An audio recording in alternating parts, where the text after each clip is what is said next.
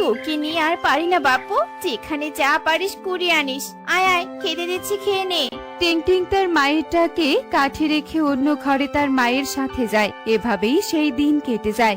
এরপর বনে রাত নেমে আসে। রাতের বেলা বড় মাছ রূপী পরী নদীতে উঠে এসে তার আসল রূপ ধারণ করে আর বনে হারিয়ে যাওয়া জাদুই দণ্ড খুঁজতে থাকে। পরী তার জাদুই দণ্ড খুঁজে না পেয়ে আবার বড় মাছের রূপ ধারণ করে নদীতে ফিরে যায়। এর পরের দিন আজ সারাদিন বনের এদিক সেদিক ছোটাছুটি করলাম, কিন্তু কোথাও ভালো শস্যদানা পেলাম না।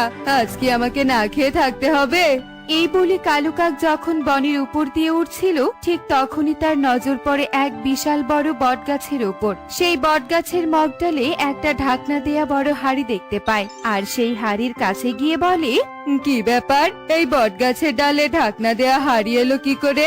নিশ্চয়ই কোনো পাখি এই হাড়ির মধ্যে শস্যদানা জমিয়েছে আর এক জায়গা থেকে অন্য এক জায়গায় নিয়ে যাওয়ার সময় হাড়িটা এখানে রেখে গেছে।